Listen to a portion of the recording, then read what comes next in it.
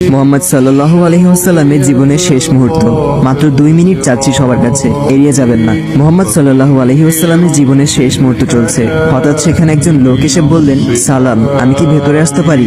ফাতেমা রাদিয়াল্লাহু তাআলা বললেন, দুঃখিত, আমার পিতা খুবই অসুস্থ। ফাতেমা রাদিয়াল্লাহু তাআলা দরজা বন্ধ করে রাসূলের কাছে গেলেন। মোহাম্মদ সাল্লাল্লাহু আলাইহি ওয়াসাল্লাম বললেন, কে সেই লোক? ফাতেমা বললেন, এই প্রথম আমি তাকে দেখেছি, আমি তাকে চিনি না।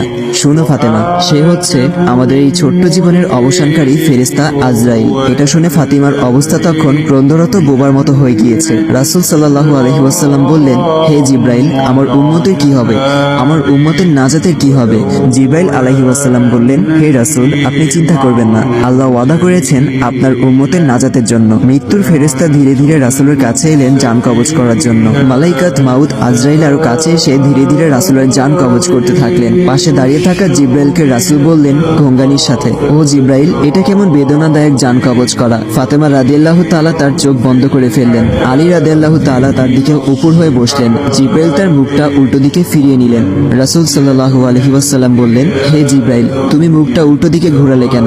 আমার প্রতি তুমি বিরক্ত? জিব্রাইল বললেন, হে রাসূলুল্লাহ, সাকারাতুল মাউতের অবস্থায় আমি আপনাকে কিভাবে দেখে সহ্য করতে পারি? ভয়াবহ ব্যথায় রাসূল ছোট্ট একটি গঙ্গানি দিলেন। রাসূলুল্লাহ সাল্লাল্লাহু আলাইহি ওয়াসাল্লাম বললেন, হে আল্লাহ, সাকারাতুল মাউতটা মানে জান কবজের সময় যতই ভয়াবহ হোক সমস্যা নেই, আমাকে সকল ব্যথা দাও, আমি বরণ করব, কিন্তু আমার উম্মাকে ব্যথা দিও না। রাসূলের শরীরটা ধীরে ধীরে ঠান্ডা হয়ে আসতে লাগলো। তার পা বুক কিছুই নড়ছে না আর। রাসূলের চোখের পানির সাথে তার ঠোঁটটা কম্পিত ছিল। তিনি কিছু বলবেন মনে হয়। আলী রাদিয়াল্লাহু তাআলা তার কানটা রাসূলের মুখের কাছে নিয়ে গেল। রাসূল বললেন, নামাজ কায়েম করো এবং তোমাদের মাঝে থাকা দুর্বলদের যত্ন নাও। রাসূলের ঘরের বাইরে চলছে কান্নার আওয়াজ। সাহাবীরা একজন আরেকজনকে জড়িয়ে ধরে উচ্চস্বরে কান্নারত। আলী রাদিয়াল্লাহু তাআলা আবার তার কানটা রাসূলের মুখের কাছে ধরল। রাসূল চোখ ভেজা অবস্থায় বলতে থাকলেন, ইয়া উম্মতি, ইয়া উম্মতি। আল্লাহ আমাদের সবার মাঝে বুঝদান করুন। ভিডিওটি ভালো লাগলে অবশ্যই শেয়ার করবেন।